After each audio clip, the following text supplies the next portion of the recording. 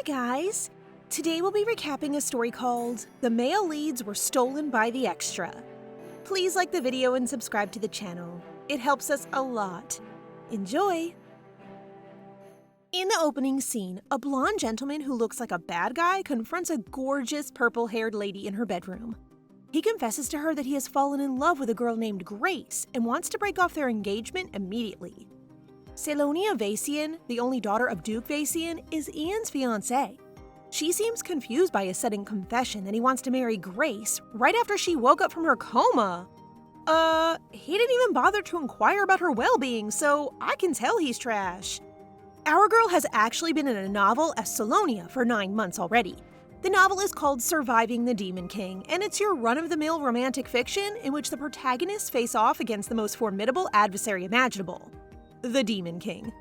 Unlike other transmigration stories, Selonia does not alter the plot, and events unfold as they should, with her as one of the Empire's healers and the novel's female lead, and Ian Cherville as her fiancé and male lead.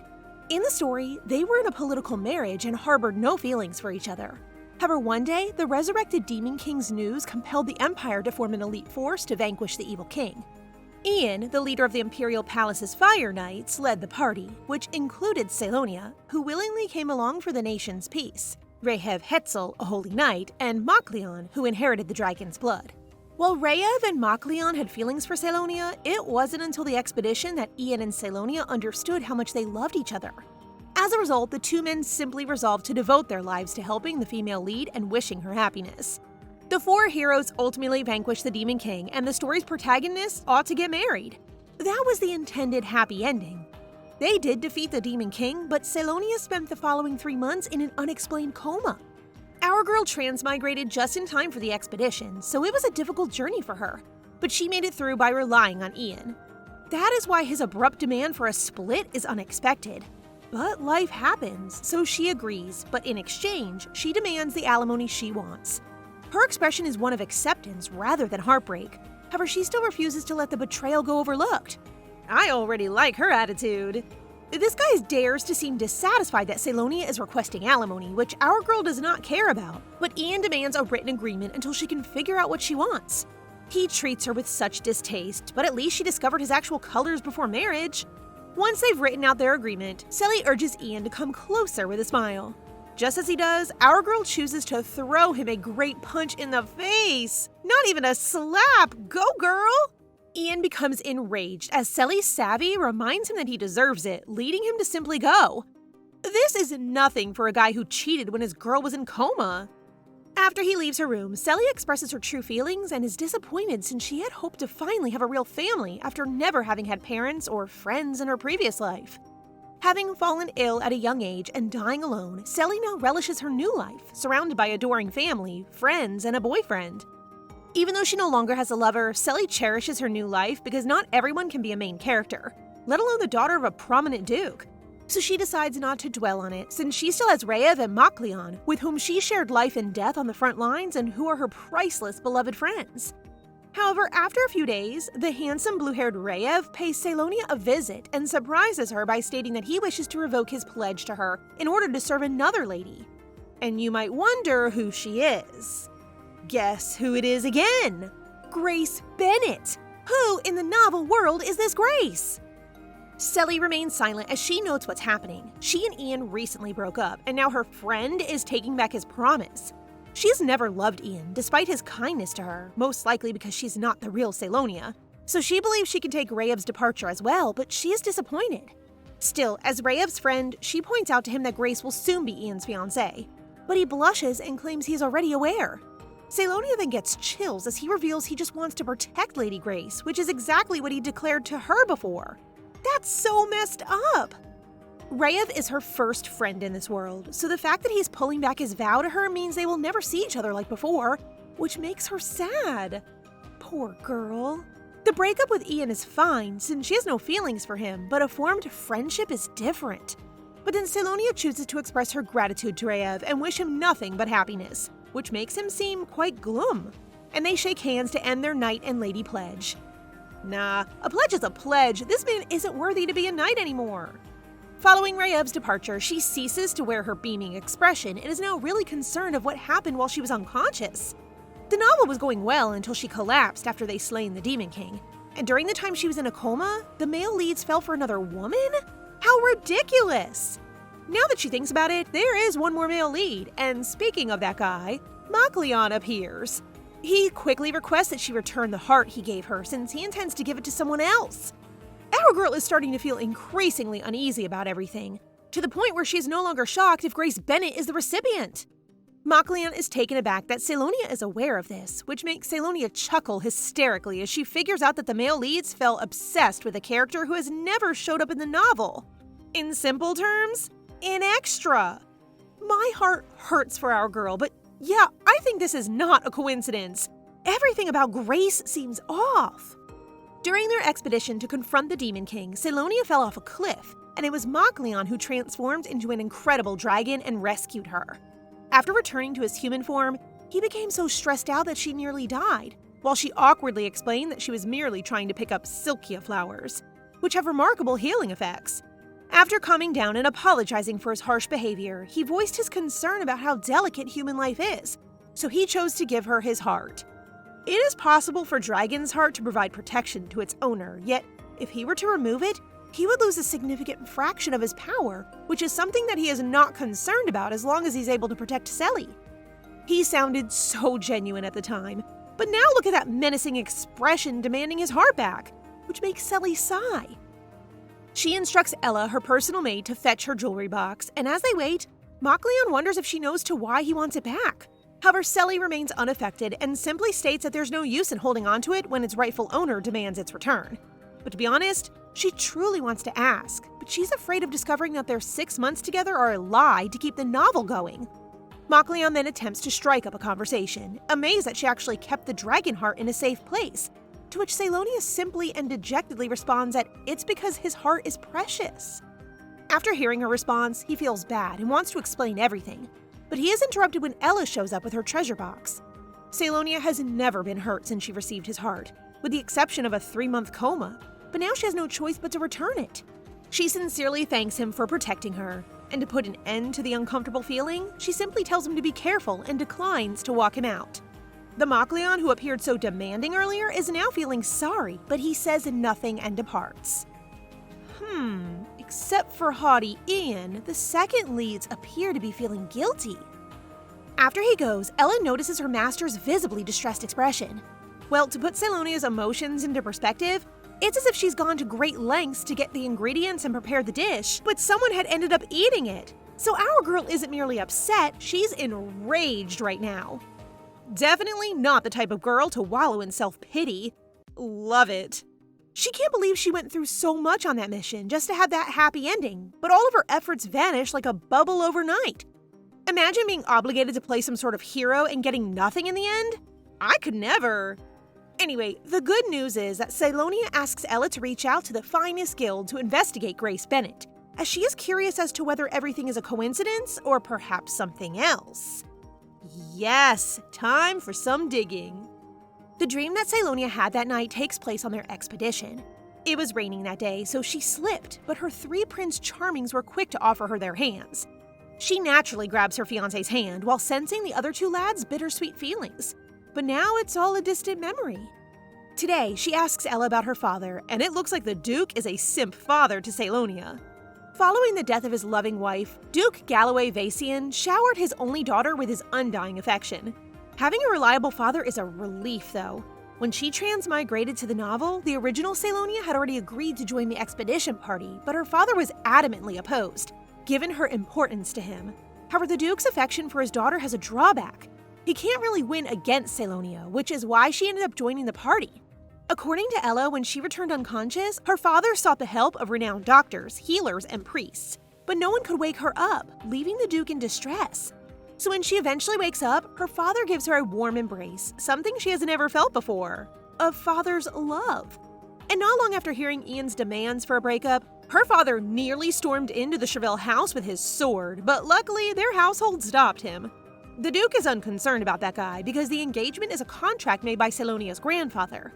A union between the Vacian family, a prestigious family whose riches have surpassed the royal treasure, and the Cherville family, who are respected and have significant political ties, is something that even the Emperor is frightened of, but it will never happen anymore. Glad her dad isn't thirsty for power and letting their marriage go. She is presently eating a meal with her father, who is aware that she has requested information about Grace, and is wondering if she still has feelings for Ian the cheater.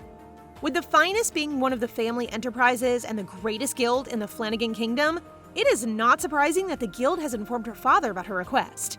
They are really rich.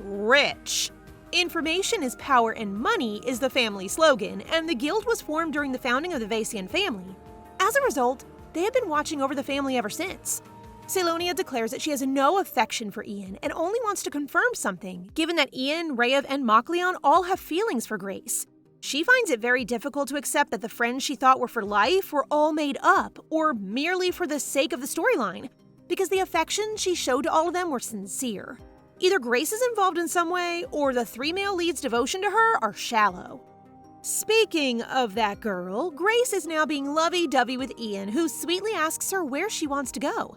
She then joyfully expresses her wishes to have desserts at Roblanc, which is Selonia's favorite shop, so Ian tries to push her to go somewhere nearby. However, this disturbing girl changes her expression and asks whether Roblanc is a spot he used to visit with his ex, Lady Selonia, and feels that he does not want to go there since it would bring back his pleasant old memories, prompting her to walk away. Ian panics, so he tells her that they can head to the store immediately, and assures her that Selonia is no longer important to him. This makes her happy, so she agrees to accompany him. But look at that evil expression she's hiding! Can we assume that she's controlling the male leads? Whatever it is, your time will come, witch! Meanwhile, Selonia is reading a newspaper article that states that she is in despair as a result of her broken engagement. This is something she could care less about because after 9 months of transmigration, this is her first taste of being a lady. She is enjoying life to the fullest, taking it easy and enjoying a cup of tea in her garden. Who needs guys anyway? Having transmigrated in time for the mission, her only experiences in this new life are sleeping on the ground, showering in a freezing pond, and eating rotting bread for days. So she will now enjoy a life of comfort. Ella then informs her that the Emperor will be having a congratulatory party for her. The 3 other heroes have already had a victory celebration after slaying the Demon King, but because she was unable to attend, they are throwing one for her. Selonia then recalls her letter, which Ella confirms she has already sent to Ian. It is about her alimony, and she is confident Ian will rush to her when he reads it because she demands something that is so important to him. Oh, what could that be? After that, a maid appears to inform Selly that the finest guild leader is at the mansion, which surprises her given that it has just been a day since she requested information about Grace. Gillian, a pretty handsome man with silver hair, is the leader of the guild at the age of 24. His looks could be main lead potential, but let us see what his personality is like. Selonia believes that the information for their guild is reliable, but when she opens the document, she gets startled. All she receives is a single piece of paper with information, so she decides to ask Gillian to confirm if this is all they acquire, which the man verifies. One interesting thing that Gillian discovers about Grace is that she met with the 3 men quite frequently in the 3 months following the victory celebration, but the men were the ones who initiated these meetings. He then provides her with a list of the party guests, which Selonia finds nothing unusual about, so she concludes that she should finally accept that those male leads simply changed their hearts over the course of 3 months. Ella tries to lift Selonia's spirits after her meeting with Gillian by proposing a trip to Roblanc, where she hasn't had cake in a while. This improves her mood, and she grins at Ella before deciding to eat to help ease her sadness. Ella, best girl. Unfortunately for our girl, Rayev is waiting outside the cake shop when they arrive. She can't ignore him, so she asks what he's doing outside. But his expression is weird, as if he's seen someone he shouldn't have. Rayev stutters, explaining that she should not go inside since the sweets she wants are all sold out. But Selonia sees through him and remarks that he's still terrible at lying. She knows Rayev's habit of glancing away when lying, which he's doing just now, and she realizes Lady Grace must be inside. Knowing his habits is an obvious indication of how close they were in the past, this surprises the knight, who apologizes, and Ella asks if she should just buy the sweets for her instead. But our girl isn't so cowardly, so she declares she'll eat inside. Why should our girl avoid Grace when she should be embarrassed to meet Selonia after she took her fiancé? Duh! Also, she is eager to meet Grace in person, but just as she is about to open the door, Grace opens it from the inside, smirking maliciously. Her face is so disturbing that it shocks me. Grace then smiles at her, declaring her desire to finally see her, while Selonia returns her gaze without expression, but now believes this girl is more shameless than she thought. Or is this the girl they abandoned me for? Is my other interpretation. Guys, how to beat a skank through the screen, cause I'ma back our girl up. During their battle in the demonic lair, Selonia recalled that Ian had proposed to take her to Roblanc with him once everything was over, an offer she had happily accepted. Disgustingly, he broke that promise and went ahead and brought his new girlfriend there. Anyway, back to the present, Grace is quite friendly with our girl, even calling her by name, to which Selonia savagely responds that she does not know who she is, so she must introduce herself first.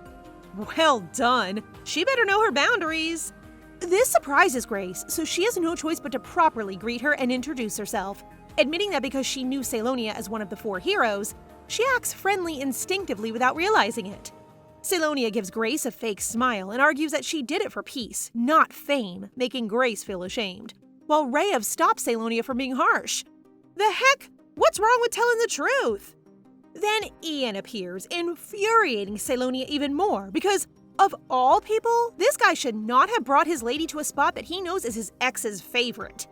After that, Grace clings to Ian while appearing terrified, which causes Ian to yell at Selonia and warn her about being impolite to his fiancée.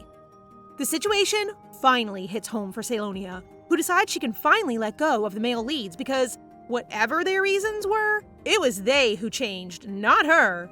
She then responds to Ian with a straight face, criticizing his thick face while roaming around her favorite place and reminding him that he should not have shamelessly paraded around, flaunting his affair, considering the numerous people watching. Ian is unable to respond and feels ashamed, so they walk away. However, Grace decides to turn around, smilingly stating that she and Ian will be engaged soon and that Selonia shouldn't fret, because the two of them look pretty similar. Gosh, in your dreams? How dare you, kickable, snappable, strangable, basic girl, compare yourself to Selly? Makleon, who has been observing Grace from above, transforms back into his human form and goes to be with Grace, Ian, and Rayev as Selonia remains and watches them go.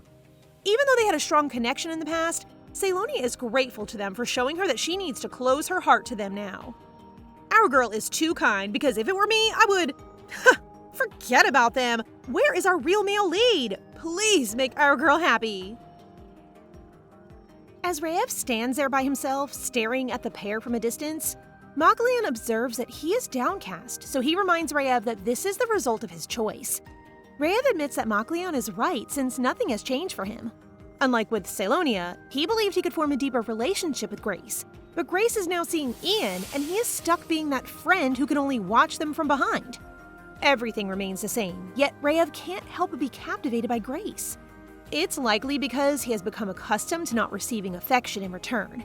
Then, if that is still the case, Rayev then begins to worry if he will grow to regret breaking his knight's pledge with Selonia, which causes Makleon to question whether or not giving his heart to Grace will be the right choice.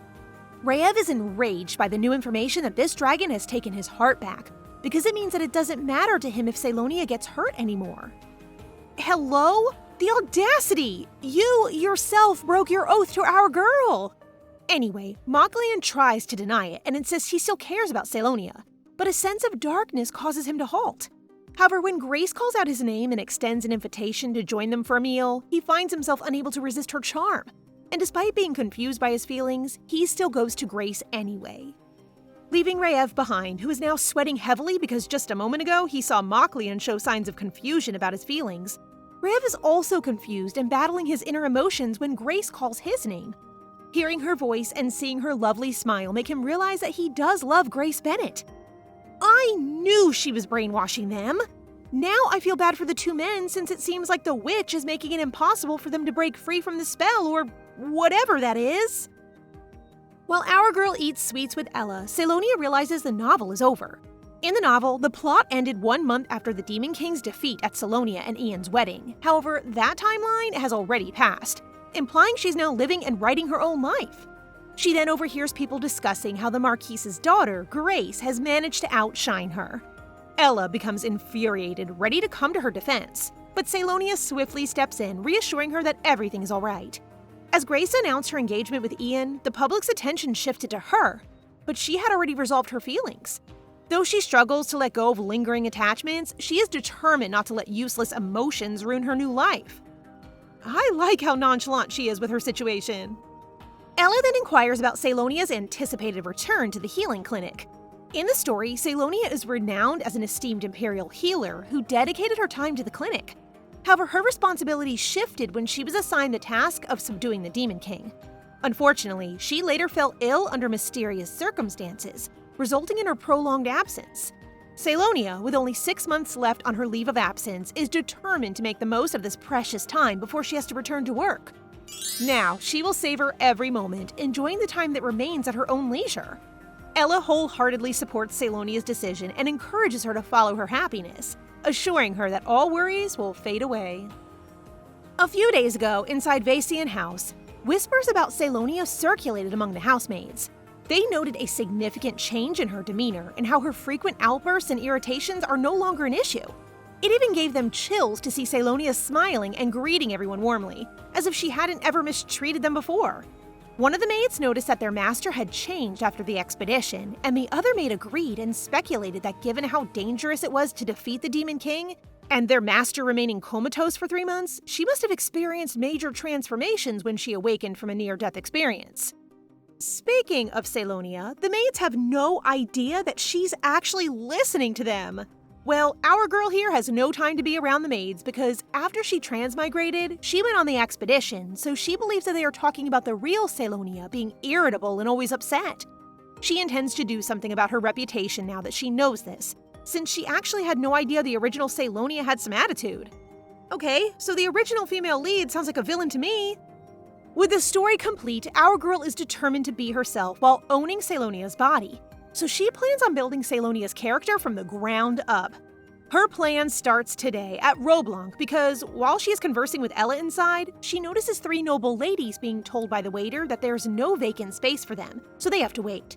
Selonia then suggests that they all sit down together as an opportunity to socialize. However, given that she's a hero and a Vacian, she notices a tiny uneasiness among the ladies, so she gives them a genuine smile and thanks them for sitting with her.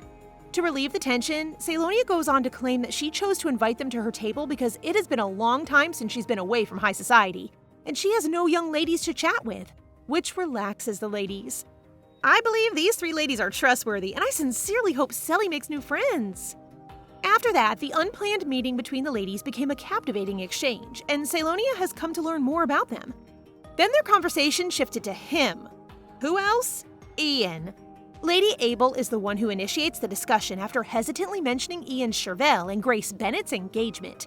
She is concerned about Selonia's well-being, but don't worry, ladies, our girl hasn't developed any serious feelings for that aggressive man, so Selonia simply smiles and claims she's fine. Now that they know Selonia is cool with it, these women can finally start trash-talking her, calling her an embarrassment to the nobility. This is me and my girls gossiping about someone we don't like. Though everything they stated is accurate, Selonia points out that the man is just as much to blame as the girl, and everyone agrees with her. When someone enters the cake shop, the bustle interrupts their chit-chat, and they all become curious about the person who has just arrived, only to discover that he is the Night Beast. Pretty face? Check. Black hair? Check. Red eyes? Check. It seems like the main lead to me. The fact that the shopkeeper handed him a bag raises Selonia's suspicions, but she soon discovers that it contains food and that he is giving it to hungry people. However, when Selonia notices the big scar on his chest, she is so surprised as she is certain that it is not an ordinary wound. Aha! Girl, where are you looking? Kidding aside, Selonia can't stop wondering who this new person is, and she's starting to feel tense seeing him. On their way home, Selonia asks Ella if she's heard anything about the Night Beast's wound on his chest, but Ella claims to be clueless. Yet, given that the guy's been beating deadly monsters and criminals, she suspects he got it from the fights. Ella then changes the subject and enthusiastically inquires about Selonia's day with the ladies. The ladies were hesitant at first, but they quickly became friendly and chatty, and they even decided to have tea at the Vacian's estate the next time. Selonia seems content to have made new friends. When she transmigrated, she was constantly in the company of male leads, so she didn't have a chance to meet anyone. Now that she's had some space, her world is expanding. Yes, you deserve to live as yourself now that the novel is complete. While still in the carriage, Ella begins to wonder what the Demon King looks like, as only the heroes have seen him in person. Upon thinking about it, Selonia recalls a truly spine-chilling encounter with the Demon King. Covered in jet black scales, this formidable creature towered over them all and possessed a pair of piercing, blood-red eyes. Being the only female to battle a final boss is quite a baddie. However, Selonia is the only one who has seen the true face of the Demon King, but her thoughts are cut short when their carriage comes to a halt. Cohen, the carriage driver, nervously alerts her that he was attempting to cross the woodland when werewolf demons appeared surrounding their carriage. The horses are too terrified to go, and she didn't have a sword with her, so Cohen intends to block them off while they drive the carriage away, which Selonia objects to. Ha! Our girl just fought a Demon King, so she definitely won't back down now. Although Selonia is not a warrior but rather a healer, she intends to use her healing light to clear a path for their carriage to escape. So she steps out and begins emitting her power, causing the demons to retreat. However, as she prepares to board the carriage, her light power becomes too faint and is undone, prompting a werewolf to attack her. Fortunately, a man arrives and uses his black magic to defeat the wolves, but it is so powerful that it causes Selonia to fall. Her vision is blurry, but she recognizes the guy who rescued her as the Night Beast. Now that she can see him up close, she finally realizes why she felt uncomfortable when she saw him in the cafe earlier. She then mutters that he is supposed to be dead, leaving the guy wondering how she knows him. Well, how could she not, considering that she's the one responsible for his death and the scar on his chest? It's the Demon King! Well, hello there, Mr. Demon King. Is that why he offers the bread to those in need? Because he has, like, 6 loaves already? I'm looking respectfully, by the way.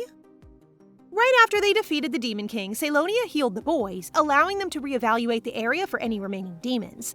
The fight was extremely hard, and Selonia had used up all her strength when she suddenly realized her dagger was missing. She must have left it inside the castle, so she decided to go inside because it's a priceless souvenir from her victory against the Demon King. Okay, the reason is understandable, and she's brave to go back. She arrived at the location where the king was flat on the ground, lifeless, and easily found her dagger. But as soon as she picked it up, she felt a strange presence, so she turned to face the Demon King, only to be surprised to see him transform into his human form. Mr. Sleeping Beauty!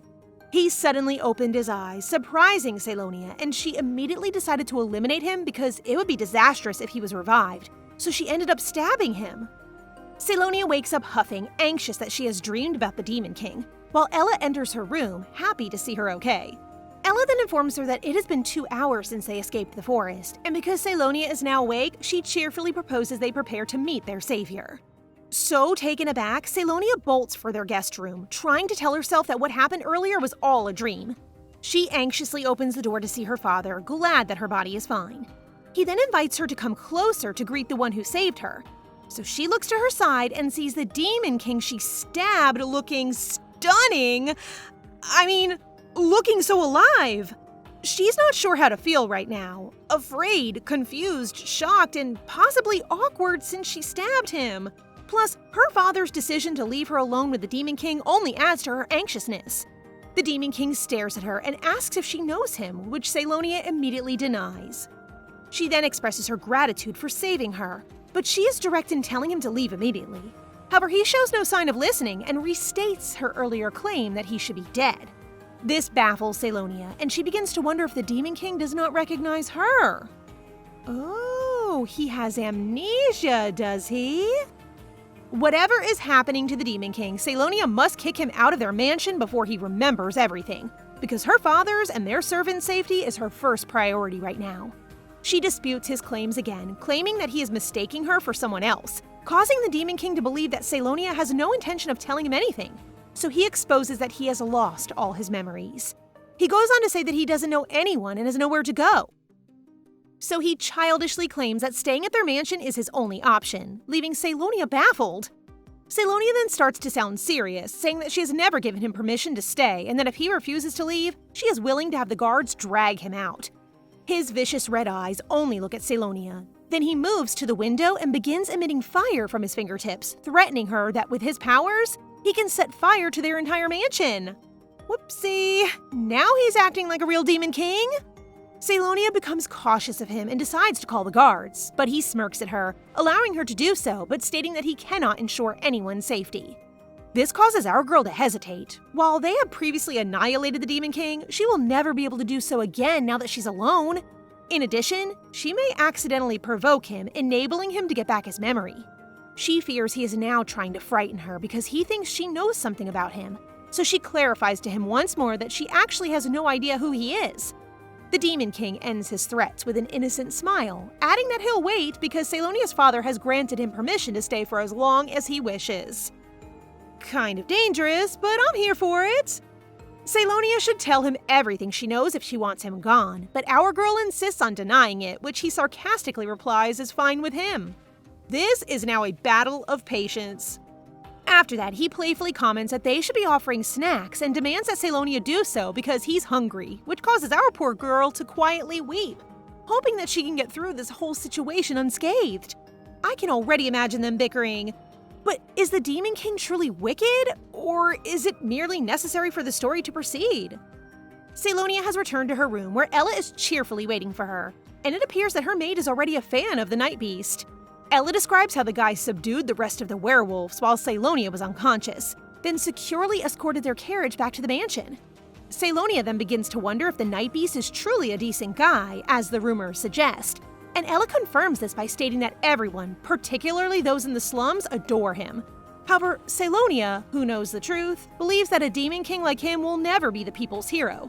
But now that she thinks about it, the crack in the forest where the Demon King resurrected and the demons emerged has vanished since they defeated him. Since the crack disappeared, does the gorgeous man lose his role as king of the demons? A good question to ponder, dear.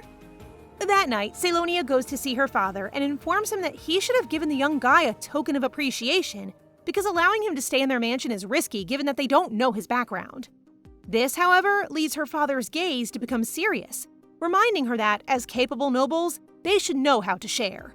Noblesse oblige. The belief that the nobility should help others is what her father has dedicated his entire life to.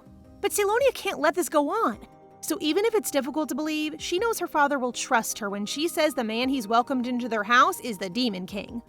Just as she was about to inform the Duke, she couldn't say the word Demon King. She then tries to write it down, but no matter how hard she tries, she can't spell the word demon, which frustrates her. Her father interrupts her strange behavior and informs her that, while the Night Beast is now her benefactor, they cannot just give him money because it may alter the public's view to the Vacian family.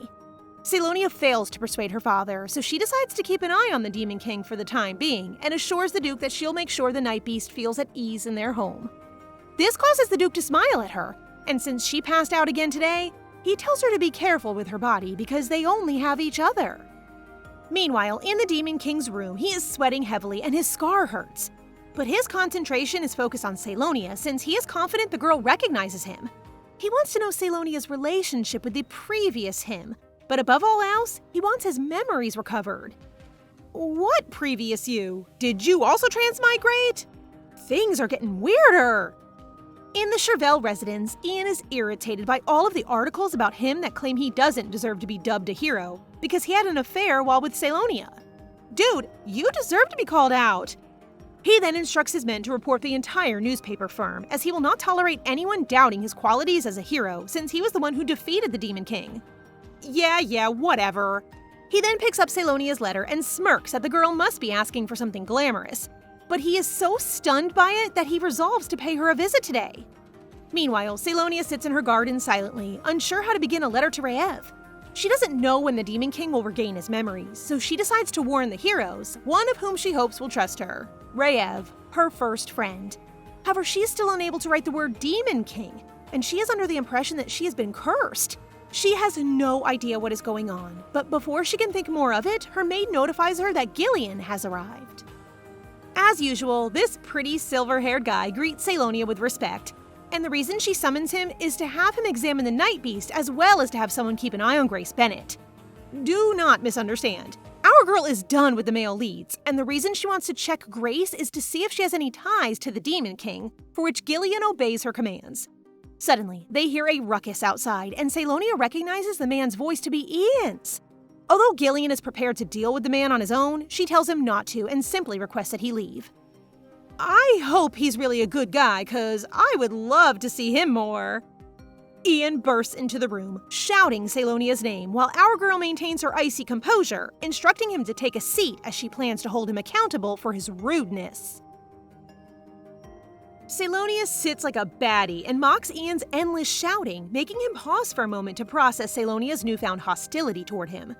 This guy really believes that Selonia is acting strangely because she's mad at him for choosing another woman over her. He finds her jealousy-fueled outburst disgusting, causing her to think that he's really gone mad while she gives him a threatening look. This man is a bad type of Delulu.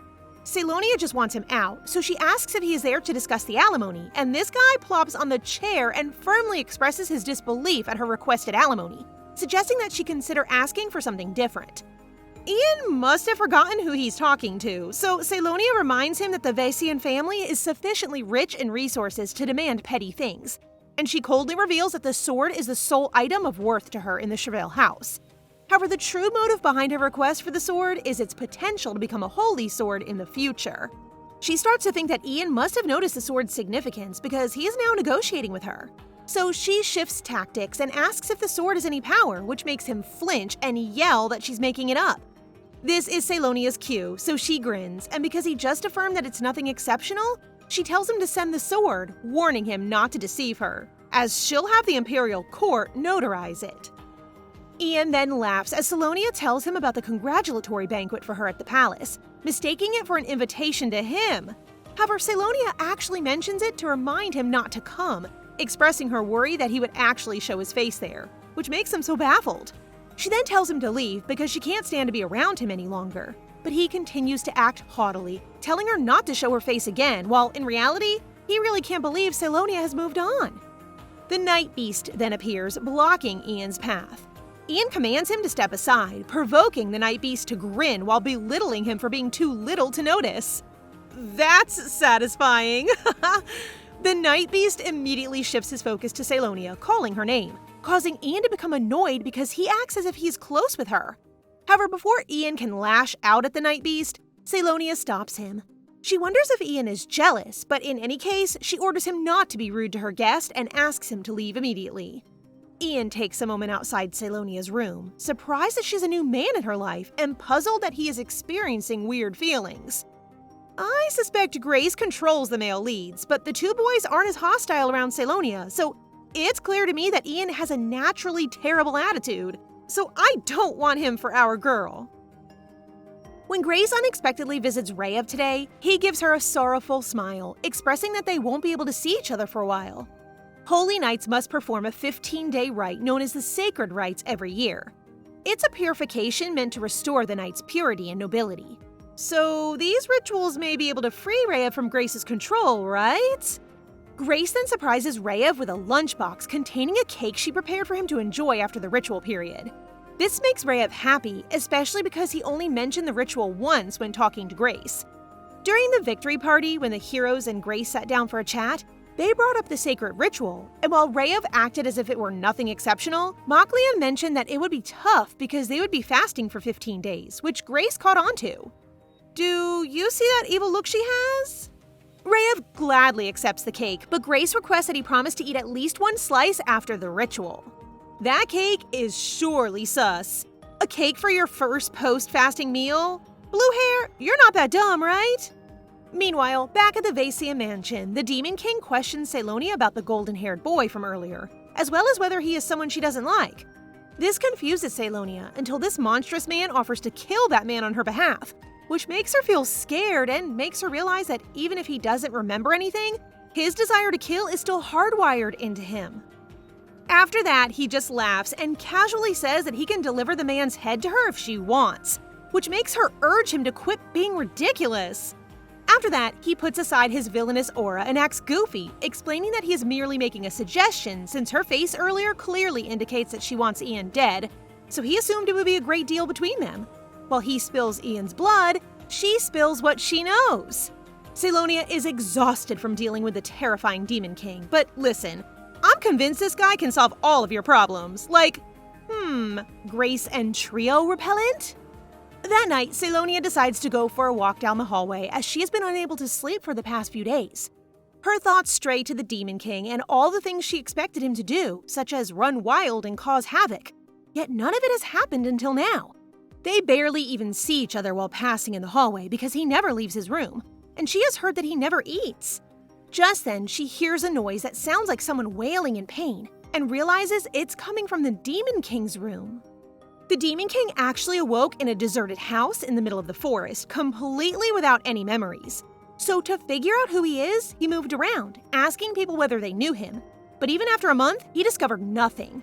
I would go insane if I woke up one day with amnesia and realized no one knew who I was. However, he discovered that he possesses extraordinary power, and he learned that every night at midnight, an excruciating sensation engulfs his body, especially his scar, causing him to be unable to even stand up. It was during these times that he pondered whether regaining his memories could potentially alleviate the torment. Experiencing the crushing pain of being sliced open every midnight? I just hope he doesn't go berserk when he finds out Selonia did it to him. Back to the present, Selonia runs to his room but finds no one until she hears screaming again from the bathroom. After knocking and getting no response, she decides to open the door, only to find the Demon King slumped down on the floor, visibly in pain. The Demon King lacks the energy to push her away, so he uses his loud voice to demand that she leave, stating that he can manage himself. But a healer would never leave someone in pain, so she calls a doctor. But when the pain from his chest scar returns and causes him to scream, Selonia opts to use her healing magic instead of calling a doctor since she believes there is no time to waste. But suddenly she stops, realizing that she's attempting to revive not only any person, but also the Demon King she had previously slain. The irony! She is also concerned that if he sees her healing magic, he may regain his memory. Thankfully, the servants appear and she immediately instructs them to contact a doctor. So while waiting, Selonia decides to offer him some emergency treatment rather than use her magic. But just as she is about to apply medicine to his scar, the Demon King grabs her hand and stops her. Surprisingly, the agony he's been experiencing, as if his body were being torn apart, quickly goes away when he holds Selonia, and he realizes that the pain returns when he releases her. Ooh, a magic touch, huh? So instead of his outraged voice, he begs her to let him hold her while she treats his wounds, which Selonia finds confusing, but she gives in because she sees his desperation. As Selonia brings her left hand over her medicine box, he clings to her right hand like a small child, forcing them closer together. The servant and doctor show up at the last moment, startled by their awkward position, and reluctantly ask whether they should just leave them alone. Selonia feels embarrassed when she realizes they have misunderstood what they are doing, while the Demon King could care less.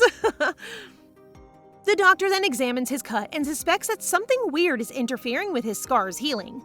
When the doctor asks how he got the scar, the Demon King just says he has no idea and that the wound was there when he awoke 3 months ago. This makes Selonia flinch because everything lines up. They defeated him at the same time, and she cut his chest precisely like that. For a transmigrated girl, she had no problem slicing his chest that wide. The next day, Selonia receives the Holy Sword along with verification that it's authentic. She is relieved that Ian did not deceive her in any way by giving her a knockoff sword. She grips the sword with glee, proud of herself for choosing it as her alimony, when Mr. Demon King barges into her study.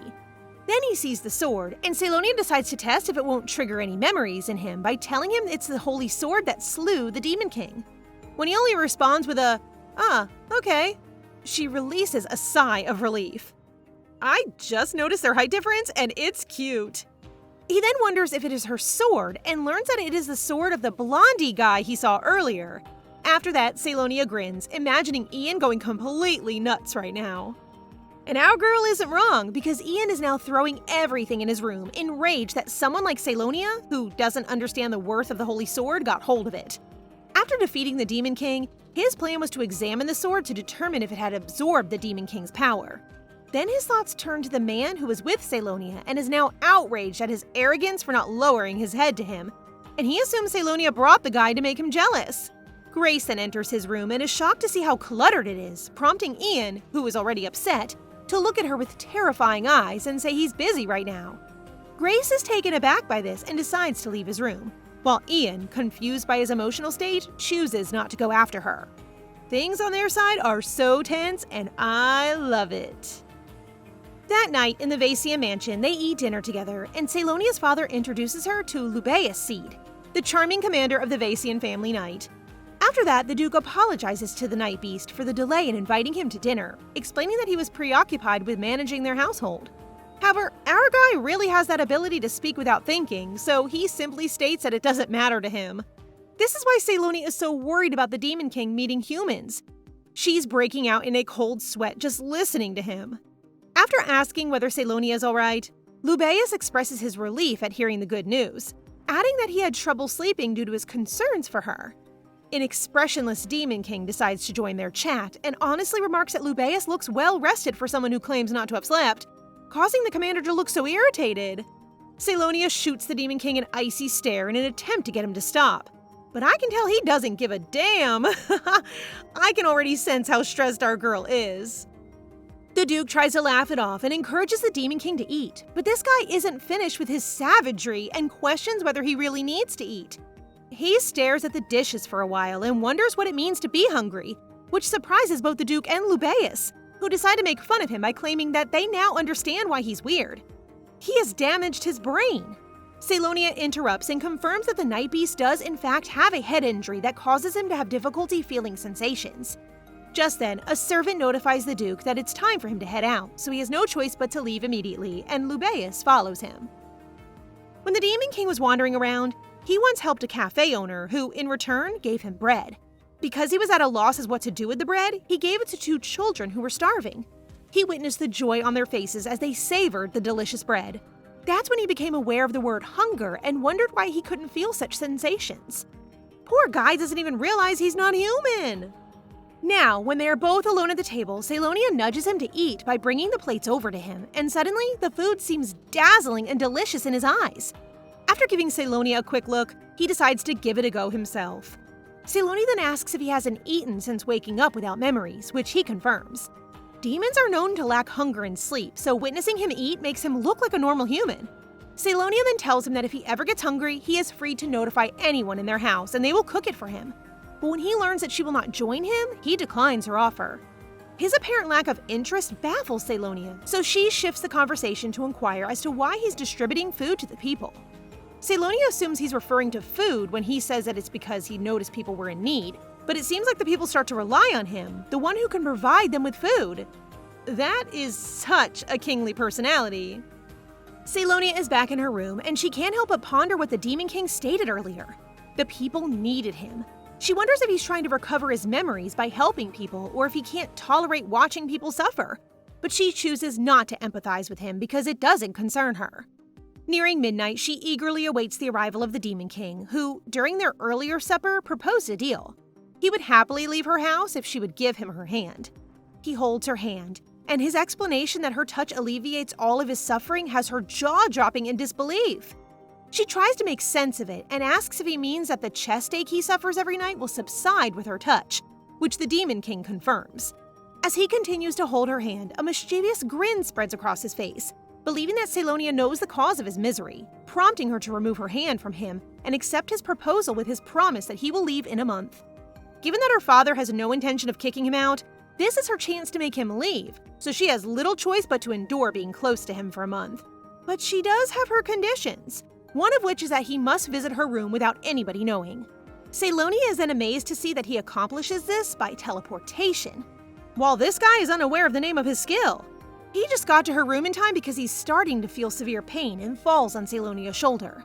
She immediately holds his hand and gives him a chair to sit in. She looks at his pained expression and can't believe she's in such a bind with the Demon King. But it does have a positive side since he promised never to hurt any of her people. After a while, the Demon King returns to his normal self, while Selonia's feelings for him begin to waver, since seeing him struggle makes it difficult for her to see him as a cruel Demon King who deserved to die. He then leans in to say goodbye, seeming really upbeat. Who wouldn't? To finally enjoy a night without feeling like you're dying would make me very happy. As he strolls down the hall, thoughts of the perfectly cooked meal from earlier flood his mind, along with his unusual hunger, which he has never felt before. To wake up in a world where he doesn't even know his own name and to have someone recognize him for the first time means that the 1-month deal will never happen since he intends to keep Selonia by his side forever. I knew it. It was too good to be true. But what will happen if he falls for our girl and finds out she made that scar? That would be heartbreaking. It's been a week since their agreement, and part of the deal is to eat together, so today our guy continuously knocked on her door, forcing our poor girl to wake up. Selonia attempts to persuade this individual to forego breakfast now that they are seated together, but he simply raises an eyebrow and remarked indifferently that rising a bit earlier isn't difficult. Well, at least he's been a decent guy, as she has noticed that he never teleports into her room unless it's midnight, and he doesn't interfere with her people. In the end, she falls asleep while eating, and the Demon King has plenty of fun staring at her face. She is incredibly pretty here. They then go outside, and our poor Demon King really knows nothing since he continues pointing at random things and asking Selonia what they are. The fact that he has no idea what an ant is makes Selonia assume he's playing with her. He then wonders what that knight and maid are doing, so she glances and is horrified to discover that they are poised to show off a lovey-dovey scene. She hastily instructs them to kiss somewhere else, while explaining to the Demon King in a shy and vague tone that those two are only doing something they enjoy. It's okay, my guy, she'll teach you those next time. Gillian finally gets there to inform Selonia about the Night Beast, but like Grace, he is unable to acquire any intriguing information. He also informs her that they have been keeping an eye on Grace, but have found nothing unusual. Yet Selonia is convinced that what is happening now with Grace and the Demon King cannot be coincidence, so she must have missed something. For the time being, Selonia dismisses Gillian, who apologizes and gets up to leave, but she plans on looking for a different guild that might give her answers. However, she discovers a piece of paper on the couch where Gillian was sitting, so she grabs it and asks if it was his, which causes this guy to look frightened and swiftly snatch it away from Selonia. She is surprised at how the ever-composed Gillian acted, but she decides to ignore it and only joke about it being a love letter. Gillian responds seriously, stating that it is similar to a love letter, and then leaves. Following the guildmaster's departure, Selonia feels a shiver down her spine upon seeing the paper. It is not a letter, but rather a magical pattern, and the most unsettling part is the sight of Grace Bennett's name inscribed upon it. No, my cutie silver-haired Gillian is bad? Is this why he stinks at getting info? So guys, what do you think of this story so far? Please subscribe and turn on notifications for updates on this and all our other stories, so you can be the first to find out when they're out. Thank you so much for your support. See you in the next one!